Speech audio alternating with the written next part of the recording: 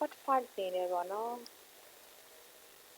part part နော် part 5နေနေကြတော့ဒီမှာ number 4က match လောက်ခိုင်းတာ match လောက်ခိုင်းနေဆိုတာရှင်တွဲခိုင်းတာ is caterpillar နော် caterpillar to correct apple caterpillar ဆိုတာဘာလို့တီကောင်လေးတွေပေါ့နော်ဒီမှာတသားမီလေးတွေကဒီဟာလေးတွေ vocabulary လေးတွေကျွဲဝစေပါတယ်ဒီ Singapore maths ပေါ့နော် CASCO maths ကိုသင်ကြားခြင်းအပြင် English စလုံးပေါ့နော် English စလုံးတွေ vocabulary လေးတွေကျွဲရတယ်ဒီ caterpillar ဆိုရင်ဘာကိုပြောလဲဆိုရှင်ဒီမှာတီကောင်လေးတွေနဲ့ပြထားတယ် okay နောက်ကိုအတွက်ဝေါ်ဟာရတွေကျွဲဝမယ် okay ဒီဟာ match လုပ်မယ်ဆိုရှင်တွဲတော့မယ်သူကဒီမှာcaterpillar လေးဘယ်နှကောင်လောက်မှရှိနေဆိုရှင်မအောက်တိဆက်ရှိနေသေးတယ်နော် page လေးနည်းနည်းလေးပေးထားတာပါ okay ပါဆက်ပြီးတော့ဒီမှာပုံမှာကြည့်အောင်သူကအပေါ်ဆုံးဟာက400 and တဲ့နော်473ဆိုတော့ okay ဒီမှာဒါလေး match လုပ်ပေးလိုက်ရုံပါပဲ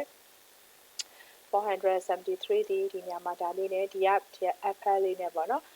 to the correct apple ဆိုတော့မှန်ကန်တဲ့ apple လေးနဲ့ချက်လို့မလုပ်ပြရမယ်ဆိုတော့ match လုပ်ပြရမယ်ဆိုတော့ဒီမှာဒီလိုလေး match လုပ်ပေးလိုက်ရမှာပဲဒါတို့မိမိတို့ပြည်တန်လေးနဲ့လုပ်လိုက်ပါပြည်တန်လေးနဲ့เนาะတက်တက်မမနဲ့လုပ်ပေးလိုက်ပါ1000 okay ကြည့်လိုက်တော့1000ကဒီ apple လေးကဒီမှာဆိုတော့ဒီဥစ္စာလေး1000လေးကဒီလိုမျိုးလေးဒါလေးနဲ့ match လုပ်ပေးလိုက်ပါမယ်990နဲ့ okay 990ကဒီအပေါ်မှာတွေ့နေပါတယ် okay 990ကိုဒီလိုမျိုးလေး match လုပ်ပေးပါမယ် now 302ရဲ့ okay ဒီပေါ်မှာကြည့်လိုက်တာမတွေ့ဘူးပေါ့နော်302ကအောက်မှာကြည့်လိုက်အောင်အောက်မှာရှိလားလို့ပေါ့နော်302 okay 302ပေါ့နော် template လေးမပေါဆိုတော့ဒီမှာ302ဆိုပြီးတော့အောက်မှာတွေ့ပါတယ် apple လေးနော် correct answer ပါ711နဲ့700